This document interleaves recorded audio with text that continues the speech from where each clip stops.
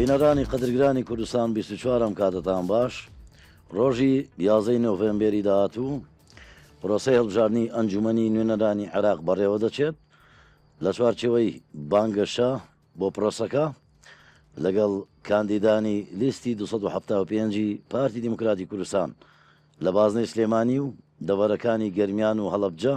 گەنگەشە دەکەین با ئامادەبوونی هەرێک لە کاندیدانی بەڕێز دکتۆر بەهمەن ئەحمەد محەممەد دکتۆرا لە یاسای گشتی بە ژمارەی 12 لە بازنەی سلێمانی هەروە خات و شیلان محەممەد ماستەر لە زانستە سیاسەکان بە ژمارە 25 هەروە کاکە نەجیروان جەبار ئیمامی ماستەر لە بەڕێوەبردننی کارژێری کار بە ژمارە 36 زۆر زۆر بەخێر بێن سەرسەر و سەرچاوان با لە بیرمان نەچێ ژمارەیەک لە هاو نیشتیمانیانی بازنەی سلێمانی و گەرمیان و هەڵەبجەش لێرە ئامادەن ئێوەش بەخێر بێن سەرسەر و سەرچاوان پێمان خۆش ئێوەش بەشدار بن لەگەڵ کاندیدان ئەگەر داواکاریتان هەبوو سەرنجێکتان هەبوو پێشنیازێکتان هەبوو هەر لە چوارچەوەی داواکارەکانتان لەگەڵ کاندیدان ڕاستەخۆ توانن داوا بکەن دووبارە بەخێر بێن سەرچاوان کاک دکتۆر بچنە بەغداد کاری لە پێشینەتان چییە بۆ سلێمانی بۆ گەرمیان بۆ هەڵەبجە کەرەمکە زۆر سپاس پێشەکی زۆر سپاس بۆ بەڕێستان و بۆ هەموو بینەرانی بەڕێزی شاری سلێمانی و دەوروبەری و زۆر زۆر بەخێراتنی میوانە بەڕێزەکان دەکەین کامڕۆ لێرە ئامادە بوون و هەواڵانی کاندیدیش کە لە هەمان لیست بەیەکەوەین بە خۆشحاڵیەوە ئەمڕۆ لێرە ئامادەین وەک کاندیدێک بۆ لیستی پارتی دیموکراتی کوردستان لە لیستی 275 پارتی دیموکراتی کوردستان بێگومان ڕابردووی پارتی دیموکراتی کوردستان هەر لە ڕابردوو ئایندەدا سەلماندوویەتی کە پێشینەیە لە بواری پێگەیاندن و خزمەتگوزاری و سەسپاندنی یاسا لە هەموو بوارەکانی خۆناغەکانی تێپەڕاندنی خەباتی دوور و درێژی پارتی دیموکراتی کوردستاندا ئێمەش هەر بە هەمان هەنگاو بە تەواوکاری ئەو پاسپشت و پەنایی کە لە پارتی دیموکراتی کوردستانەوە وەرمان گرتووە لە ژێر ڕێنمایەکانی جەناب سەرۆکی بارزان سەرۆک بارزانی کە جەختی لەوە کردەوە کە ئێمە وەک نوێنەری گەلی عێراق وەک نوێنەری گەلی عێراق بەردەوام بین بۆ خزمەتکردنی گەلی عێراق و چەسپاندنی یاسا و دەستور بە شێوەیەکی یاسایی و بەدەستێنانی هەموو مافەکانی خەڵکی کوردستان تۆ جەنابەت کەسێکی یاسایی دەرچووی یاسایی دکتۆراکەت لە یاسای گشتیە دیارە دەمەوێت پرسم ئاخۆ بۆشایی یاسایی هەیە لە بەغدا بۆیە پارتی جەختی کردوەوە لەوەی کەسایەتی یاسایەکانی زۆرتر کاندید کردووە لەم خولە زۆر سپاس بەڕاستی بابەتی بڵین کەم و کورتی لە دەیاساکان هەیە تا لەوانەیە لە هەندێک مادە کێشە هەبێت بۆ لە بواری جێبەجێکردندا لە بواری لە بینی هەرێمی کوردستان و حکوومەتی فیدراڵدا بەڵام کێشەی سەرەکی ئەمە ئەوەیە کە دەسەڵاتداران و لە هەندێک لایانی سیاسی لە بەغدا بە بیرێکی تەسک بیر لە جێبەجێکردن و کار لەسەر جێبەجێکردنی دەستور دەکەن کە بۆتە کێشەیەکی سەرەکی هەم بۆ گەلی عێراق بەگشتی و بۆ هەرێمی کوردستان بەتایبەتی کێشە سەرەکیەکە ئەوەیە کە بە شێوەیەشی یاساییانە و مافی جێبەجێکردنی یاساییەکان کاری لەسەر ناکرێت ئەوە بۆتە ئاسەنجێک لە جێبەجێکردنی مادە دەستوریەکان و جێبەجێنەکردنی و گەیاندنی مافەکان بە گەلی کوردستان بە تایبەتی و گەلی عێراق بەگشتی دەستخۆش شیلان خان ماوەیەکی زۆر ساڵانێکی زۆر پێم وابێ 13 ساڵدا پەرلەمانی عێراق وەکو ڕاوێژکار کارت کردووە لەوانەیە زۆر بۆ شای و کەم و کوڕەکان شارەزابی اینجا هەر لەو چوار چێوەشەوە بزانم چیت لە هەگوێ بۆ گەرمیانەکان ئێستا چاوەڕێ دەکەم بزان چیان پێ دەڵێی کەرەمکە بەڵێ سەرەتا ئێوە بەخێر بێن میوانە بەڕێزەکانی شەر هەمویان بەخێر بێن لە ناو جیاوازەکانی بازنی سلێمانیەوە هاتوون سلێمانی هەڵەبجە گەرمیان بەخێر بێن سەرچاوی ئێمە هەردوو هاوڕێی بەڕێزیشم بەخێر بێن بەڕاستی کاکسەهێن ینی ئێمە کۆمەڵێک گرفتمان هەیە لە بەغا گرفتەکان ئەوە نییە وەکو ئەو پرسیاری کە بەڕێزت کرد ئایا بۆشایی یاسایی یان دەستوریمان هەیە بۆشایی یاسایی یان دەستوری کەمترە لە جێبەجێ نەکردنەکەی چکە جێبەجێ نەکردنەکەی وا ئەکاتە شێلکاریەکان زۆر ئەبن بۆشایەکان زۆر ئەبن حاڵەتی لێک تێنەگەیشتن زۆر ئەبێ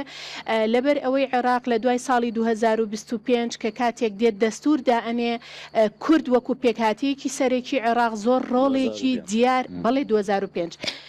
زۆر ڕۆڵێکی دیار ئەبینێ لە داڕشنەوەی دەستورە ینی بۆیە تا ڕادەیەک مافەکانی کورد لەوانەیە لە هەندێک شوێن هەست بە غوبن بکەین ینی هەست بە مەغدوری بکەین بەڵام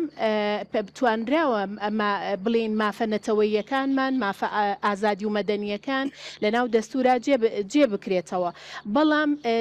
لە کاتێکا کە ئەم دەستورەدا ڕێژرا سێ مەبدەمان هەبوو مەبدەیەکی ینی تەوافق بوو لەسەرەوەی دەستور لەسەر چی مەبدەیەکدا بنڕێ یەکێک لەوانە شەراکەتە تەوازونە سازانە ینی تەوافقە بەداخەوە پێکاتەکانی تری عێراق نەیانتوانیوە هێشتا ئێستا ساڵی 2025 هێشتا نەیانتوانیوە ئەو عقلیەتە شۆڤێنیە تێپەڕێنن بەرامبەر بە هەرێمی کوردستان مەبەسمان لە دەسەڵاتایە جێبەجێ نەکردن پەرلەمان دەسەڵاتێکی با بڵێن تەنها یاسادانانە لایانی جێبەجێکار یان با بڵێن تەشریعیە جێبەجێکار ئەوەیە کە حکوومەت و با بڵێن تەنفیزی چی دەکەن بۆ ئەوەی لایەنەکان تەنفیزیکەن و بخۆی بەڵێ ئێمە ئێستا کاتێک باسی ئێمە کە کاندی دین بۆ ئەنجومەنی نوێنەرانی عێراق بێ بزانین وەزیفەی نوێنەرانی عێراق و ئەنجومەنەکە چییە ئەنجومەنی نوێنەرانی عێراق سێ وەزیفە و سێ ئەرکی سەرەکی هەیە کە یەکێکیان دەرچواندنی یاساکانە و دواتر چاودێریکردنی دەسەڵاتی تەنفیزی و تەواوی فەرمانگە و دامەزراوە جونگەکانی دەسەڵاتە ئایا تا چەند پابەندی یاسا و دەستورەکانن و تا چەند ئەتوان مافی هاوڵاتی ینی کێشەیەکمان نەبێت کێمە لە عێراقا کێشەیەکمان هەیە کێشەی چەمکی هاوڵاتی بوونە ئەم ئشکالیەتە لە عێراقا بەڕاستی ڕەنگی داوەتەوە و یەکێک لە گرفتەکان ئێمە ئێستا بۆ نمونە لە دیباجی دەستورە کە کاتێک پێناسەی دەوڵەتی عێراقەکەی ئەڵەی دەوڵەتێکی ئیتیحادیە ینی دەوڵەتێکی فیدراالیە کەواتە کە فیدراالی بوو ئێمە شتێکمان نامێنێ بە ناوی ناوەندێتی و مەرکەز بەداخەوە ئێمە زۆر جار هەر لە نوێنەرەکانمانیان لە سیاسەکانە بیسن ئەڵێن حکوومەتی ناوەند حکوومەتی ناوەند زۆر هەڵەیە بە کوردیش پامەکرد بۆ گەرمیانەکان چی لەک بەدا ئەوە شمجا بەس بە کوردی لانی ئێمە بە ئەزمون و شارەزاییەوە خۆمان ئامادە کردووە بۆ ئەم پرۆسەیە و دڵنیا بن کە نوێنەرێک ئەبم کە بتوانن شانازی بکەن نەک بتوانن شەرم بکەن وڵات باش کاکە نەچیروان جەنابەت وەکو کاندیدێکی پارتی دیارە زیاتر لەسەر هەڵەبجە حساب کراوی هەرچەند لە بازنەی سلێمانی بە پێم خۆشە بزانم ئەگەر دەرچویت کاری لە پێشنێت چێ بە تایبەتی بۆ هەڵەبجە دەتەوێت چ بکەی سەرەتا بەناوی خی گەورە سڵاو بۆ ئێوە و هەموو هاونیشتیمانیانی عزیز بژیت بۆ هاوکارانی بەڕێز و ئەو میوانە عزیزانە هەڵەبجە شایستەی خزمەتێکی زۆر زیاترە وەکو سەرجەم شارەکانی دیکەی کوردستان وەک ئەزانین کە لە پێشودا لە ڕژێمی باز لە ڕابردوو هەڵەبجەکی میاباران کرا دەبەرەکانی پێنجوێن و سەی سادق و قەڵاتزێ و وێران کران گەرمیان ئەنفال کرا بەڵام تاکو ئێستا هیچ جۆرە قەرەبوویەک نەکراونەتەوە بۆیە پێویستە و ئەرکی ئێمەیە کە لە ئەنجومەنی نوێنەرانی عێراق داکۆکی لە مافەکانیان بکەین و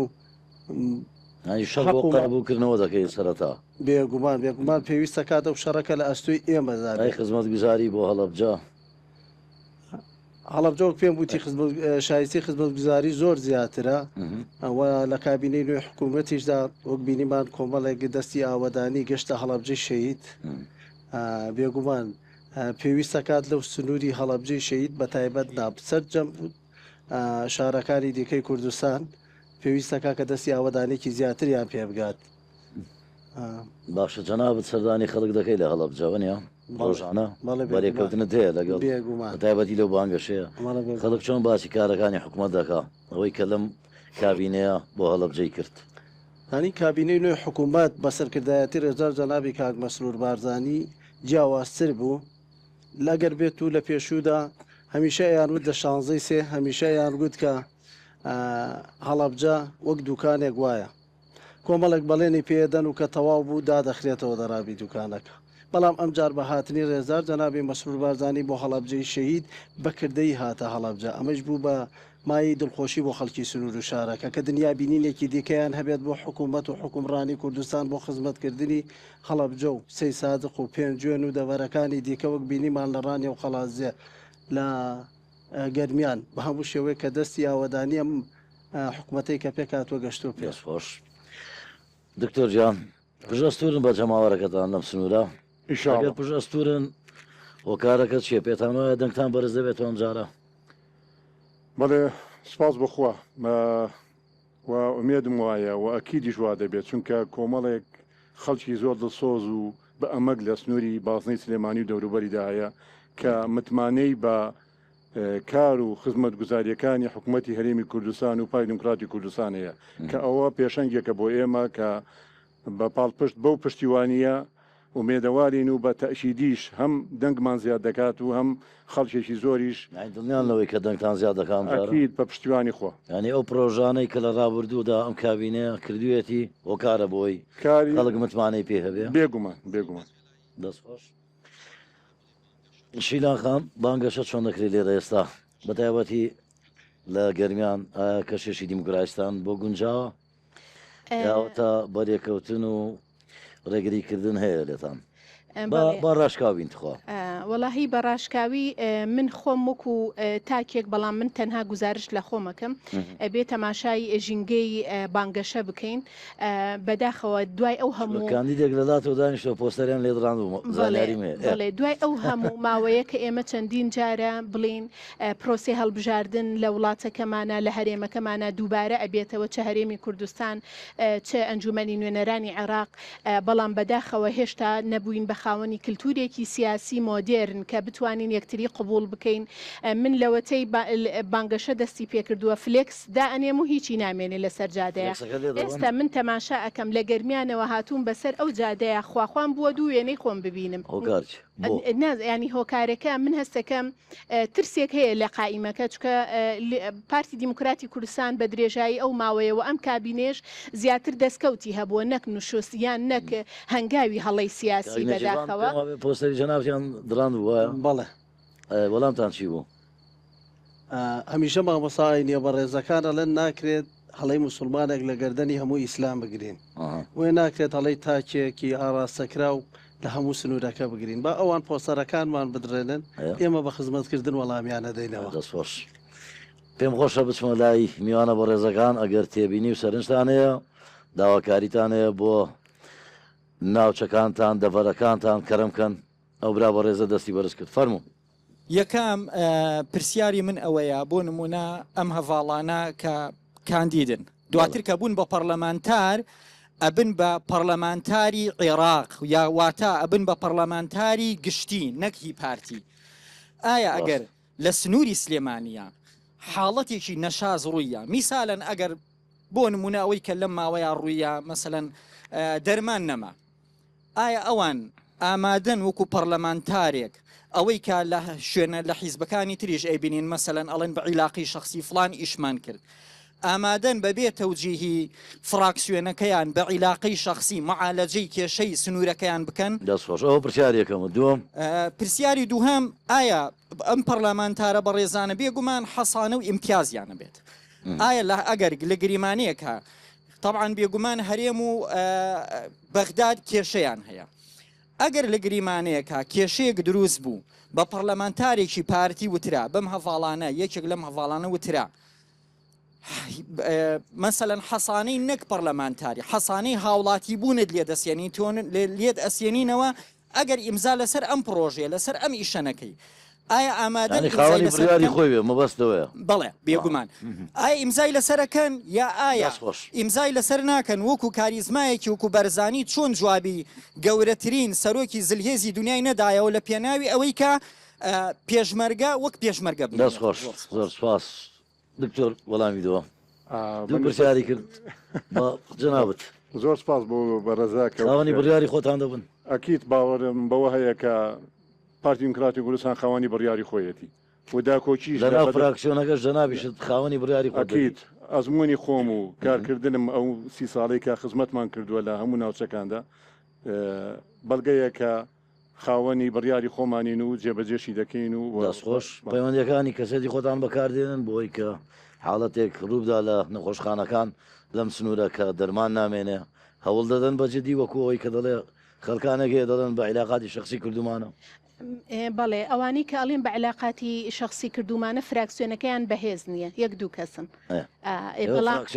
بەڵام فراکسیۆنەکەی ئێمە بەهێزە هیچ کاتێ سازش ناکات لە سەرمافەنەتەوەی و دەسووریەکانی کورد ینی کە ئەمەی کرد ناکەوێتەوە سەر هەوڵی تاکە کەسی بۆیە ینی هەمیشە ئەبێ هاوڵاتی ئەو هوشیاریە سیاسیەی لە لابێ ئایا ئەوەی کە خزمەتیەکە دەسەڵاتە یان ئۆپۆزیسیۆن ئۆپۆزیسیۆن بەستەنها قسەی پێەیە بەڵام دەسەڵات نە ئەتوانێت خزمەت بکە وەکردەوەی پێ وەکردداری پێ و من بۆیە وەکو گەرمیانیەک خۆم کاندید ئەەکەم لەبەر ئەوەی هەستەکەم گەرمیان پێویستی بە خزمەت گوزاریە بۆی دەستی خزمەتەکانی حکوومەتی هەرێمی کوردستان بگاتە ئەو شوێنانە و ئاوەدانی بکاتەوە. کاکە نەجیروان دۆخی سلێمانی و ئەمان ئەو پرسیارە دووارە دەکەمەوە لە تۆ دۆخی سلێمانی چۆن دەبینی بۆ کاتی بانگەشە و چونە نێو خەڵک ڕێگریەکان بربەستەکان یان بەگشتی دۆخی ئەم بازنەیە چۆنە کاتێکەوە خۆتان کاندید کردووە دەتانەوە بەرەو چاکتربوونی بن؟ بەڵێ لە ئێستاە وەک ئاوکاری بەڕێزم ئاماژەی پێدا کە بەڕاستی پۆستەرەکانە درێنن ئەم بابەتە هەیە بەڵام هێشتا نەگەشتوتە کە بانگەشەیەک تون بێت هەتا بەرەو پێشتر بچین بێگومانە بێت چاوەڕێی زیاترمانە بێت بەڵام ئێمە وەکو پارتی دیموکراتی کوردستان ئامانجێکی زۆر لەوە گەورەترمان هەیە کە ململانەیەکی بچووکی ناوکۆیی ئێمە بەخۆیەوە سەرقاڵ بکات بۆیە شەڕی ئێمە لە بەغدایە لە پێناو مافەکانی میلەتەکەمانەیە کە بیپارێزین لە پێناو دەستکەوتەکانمان و دابینکردنی شایستە داراییەکانایە لە ئێستاشدا بارودۆخی سلێمانی وەکەوەی کە ئیبینن بانگەشەیەکی ئارامە تاکو ئێستا کە بەڕێوە چووە بەڵام بە تاکو بەرەو پێشچین ئەبێ چاوەڕوانی زیاتر بێت. دکتۆر زۆر باز لەوە دەکرێت دەڵێت لەم سنوورە بەداخەوە کە دەڵێم ئەم سنوورە ها بەکاری دێنم ئەوە بۆتە گژگیر ینی لە میدیاوە ناودێنرێ ڕێگری لە ئاوەدانی و ئاوەدانکردنەوە پرۆژەی حکوومەت دەگیرێ ڕاستەوە؟ بەڵێ بە تا ڕادەیەک ئێمە متابعامان کردو بە دوازدە چونیشمان نمونە هەیە گەر بۆم باسکەی زۆر پرۆژە هەیە کە دێت ئاسنگ بۆت زۆر پرۆژە دروست دەکرێت پرۆژەکە تاخیر دەکرێت ئەوەش کاریگەری دەکاتە چ جێبەجێکردنی پرۆژەکە ئەمە هەر بۆ خۆمان مەسەرەن پێش چەند ساڵێک لە ڕێگای چەند ڕێکخراوێکەوە ویسمان پرۆژەیەکی گرنگ بێنینە سنووری پارێزگای سلێمانی بەڵام بلی ئەوەی کەماوەیەکی دوو درێژ جواب نەدراینەوە دوایی بە کاریگەریەکی زۆر ڕەوانەی ناوچەیەشی کە کرا کە دوور بوو لە پارێزگای سلێمانی و من چەندین نمونەی تریشم هەیە ینی بەداخەوە کە ئاسنگ دروست دەکرێت ئیتر هەر بە بواری تەکنیشی بێت ئیداری بێت دەبێتە هۆکارێک کە پرۆژەکە ئاسنجی بۆ دروستکرێت و جێبەجێ نەکرێت بێگومان ئەو پرۆژانە کە دروست دەکرێت من بە حکمیەوەی کە ماوەیەکی زۆر لە بواری ئیدارە کارم کردەوەکو ڕئیسی یەکەی کاژێڕیەکان جێبەجێکردنی پرۆژەی خزمەت گوزاری پێویستی بە کاتێکی دیاریکراوە هەیە کە ڕەزامەندی دێتەوە لەلایەن حکوومەتی هەرێمی کوردستانەوە یان لە وەزارەتی معنیەوە دەبێت لە ماوەیەکی دیاریکراودا ئەو شوێنی پرۆژەی ئامادە بکرێت و دەست بەکار بێت ئەو ئاسنگی کە تەخیر دەکرێت بۆ نمونە مانجێک دوو مانگ 5 مانجی پێدەچێت ئەوە کاریگەری سەر دەکاتە سەر تەخیربوون لە پرۆژەکە و ئەو نمونانەمان زۆرە بەڕاستی چی لە خانتوانیتانە متمانە بە خەڵکی خۆتان بکەن لەم سنوورە بە جۆرێک کە ئەو ئاوادانەی لە با بڵێن لەلایەن پارتیەوە هەیە خۆی بەڕاستی من خۆم ینی شەرمەکەم لە هەندێ ڕۆڵ کە من بێم لەگەڵ تۆیە ینی هاوبەش بم لە دەسەڵاتە و لە کاتی قسەکردن وانە وەکو معارزە و ئۆپۆزیسیۆن خۆم پیشان بم ئەوە شتێکی جوان نییە چکە ئەگەر وا خۆ پیشان دەیکەواتە ئەگەر ئێمەمانان بڵێن هەموو دەستکەوتەکانی خودی کابینەی حکوومەتەکەی کاک مەسرورە نابێ پێت ناخۆش بێت چکە تۆ بە زمانی ئۆپۆزیسیۆن بوون قسە ئەەکەی کە تۆ خاوەن ئەم خیتابەبی ناکرێ ئەگەر من بڵێم دەستکەوتەکان هی تۆ نیە تۆش بڵێنە منیش هاو بەشم ئەگەر وایە منش پێم خۆش بوو ماوەی من 20 ساڵە 25 ساڵە بە ڕێگەی کەلار سلێمانیەوەم ینی ئەو ڕێگایە هەتا ئێستاش تەواو نەبوو خۆشبەختانە دەڵێن چاکراوە چاک نەکراوە باش ئێستا زۆر باشتر ئێستا بەڵام لە هەندێک شوێن هێشتا بۆ نمونە لە تونێلی دەربەنی خانەوە هەتا ئەگاتە منطقەی بڵێن بیرکێ هەتا ئەوێ میرەدێ هەتا ئەوێ هەر یەک سایدە یەک سایدێکی زۆریش خراپە ینی اینجا ماوە ماوەکە ئێمە ماوەکەمان کەم نەبووە چەند ساڵ ئێمە خەریکی حکومڕانی بڵین خۆ بەڕێوەبەری خۆمان حکومڕانی کوردی یعنی ناکرێت لە ئەم ناوچەیە بەڵام تەماشا ئەەکەی لە بڵین منطقەی هەولێر لە پارێزگای دهۆک یعنی ڕێگەوبانەکان باشن ئەوانە ینی بریا ئێرە شوەکو ئەوێ بواە بریا ئێمە بەخر بۆیە جەنابی سەرۆک دەڵێ یەک هەرێم یەک حکوومەت یەک پەرلەمان یەک لەشکر کەواتە ینی ئەم کاتە تێپەڕیوە بەڵام گرنگە ئەمە بکەی بە مەرج ئەمە زۆر گرنگە بیکەی بە مەرج هەر مەرجیشی هەیە دیسانەوە بۆ ئەنجومەنی نوێنەرانی عێراقکە ئەو سێ مەبدەیە کە باسم کرد مەبدەئی تەوافق و تەوازن و شاراکەتە یعنی ئەم مەبدەانە کاتی کە تۆ دێی جێبەجێ ئەەکەی هاوسەنگیەک لە نێوان ڕەفتار و گفتار تا دروستەکەی من ئەڵێم نوێنەری هاوڵاتیم بە فعلی ئەبێ خزمەتی هاوڵاتیم کردبێ ینی بە فعلی ئەبێ خزمەت گوزارەکانم وەکو یەک بچێتە هەموو ناوچەکە کاکە نەجیروان هەڵەبجە دەواازەی سنووری لێە وایە چی دەکەم بۆی داهاتی ئەو دەواازە سنووریانە لە خەڵکی هەڵەبجە و لە خزمەت گوزاری بۆ هەڵەبجە خەرج بکرێت ئەو شەڕەت پێ دەکرێت ئەگەر ئینشاءالله خوا بێت دەرچی بۆ پەرلەمان ئەو شەڕەت پێ دەکرێت بێگومان بۆ وەڵامی و پرسیارەی جەنابەت ئەگەر ئێمەوە سەر پرسیاری ئەو بەڕێزەی کە ئێسا کردی کەوتیایە ئێوە وەک کادیرانی وەک کاندیدی پارتی دیموکراتی کوردستان کە بوون بەندان پەرلەمان لە ئەنجومەنی نوێران خاوەنی بڕیاری خۆتانت لە ناو حیزبەکەتان منەبەوەی پێی بڵێم پارتی دیموکراتی کوردستان حزبێکی بەدەستپلین و خاوەن مەرجەعە هەمیشە هەست بڕیارێکدا بێتی بە درێژایی مێژوو لە پێناو خزمەتکردنی خاک و گەلەکەمان بووە بۆیە بێگومان بڕیارێک نادات کە ئێمە لە دژی بووە سینەوە کە خزمەت بە خاک و خەڵک نەکە زۆر باشە جوابی پرسیارەکەی جەنابی بۆ خاڵە سنووریەکان خۆڵا بەهار باسی هەڵەبجە نەکەین تا خاڵی سنووریمانێ بە باسی بکەین نەکرد تەنها هەڵەبجە کە خاڵی سنووری تازەی لێ کراوەتەوە کە مەرزی سازانە بە نێودەوڵەتی کراوە ئێمە لە پێنجوێن مەرزی باشماخمانەیە هەروەها لە کەلات مەرزی پەروێزخان و مردمانەیە کە بەڕاستی لە هەورەمانی شەمانە لە هەورامانی شەمانە بەڵێ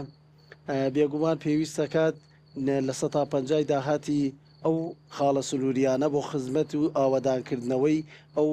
سنوورانە بەکاربێت کە دەواازە سنووریەکانی لێە ئەو گەنجە بەرەزە دەست بەرز دەکاتەوە با بەشدار بێت خوا فەرموو سڵاوتان لەبێ بژیت خێرا ئەگەر پرسیارەکەم بۆ کاندیدەکان بەعامە بەگشتی لە ڕابردووە بینی ومانە کۆمەڵێک مادەی یاسایی و دەستوری پێشێل کراوە لەلایەن حکوومەتی عێراقەوە یەکێک لەو مادانەی کە زۆر من هەموو کاتێک جەختی لە یەکەمەوە ئەوەیە کە لە مادەیەشی یاساییە هاتووە کە ئەڵێ زمانی کوردی و عەرەبی دوو زمانی فەرمین کە ئەبێ بەکار بهێنرێ بەڵام بەداخەوە لە ڕابردووە لە هیچ پەراوێکی فەرمی لە هیچ دام و دەستگایەکی فەرمی لە عێراق کاری پێ نەکراوە دەستخۆش پەیامەکەت گەیشت شایەتێکت بۆ دەدەم بۆ خۆم لە فڕۆکەخانەی بەغداد زمانی فارسیم دیوە زمانی کوردیم نەدیوە تخوا جوابی ئەو گەنجە دەوە دکتۆر زۆر سپاس بۆ ئەو بەڕێزە بەڕاستی پرسیارەکەی وروژێنەدا ئێمە بۆ خۆشمان هەسمان پێکرد حەزمێ هەرسێکتان وەڵامی بدەن بە کوردی بالفعل ئێمە کوردی و عەرەبی یەک زمانی مشتەرەکە لە هەموو دام و دەستگا ڕسمیەکانی عێراقی فیدراڵدا بەڵام بەداخەوە ئەوەش یەکە لەو خروقاتانەی ئەو بۆشایانەی یاسایانی کە دروست بووە کە لە زۆربەی ناوچەکان جێبەجێ ناکرێت بگرێت لە خواروی عێراقیش هەتا لە ناوچەکانی مادەی سەوچریش ما بۆ خۆمان بە عملی ئەو حاڵەتەمان هاتوۆتە پێش ئەمن بە حکمەوەی کە شەڕی بۆ دەکەم بە تەکیدی بەڵێ خۆی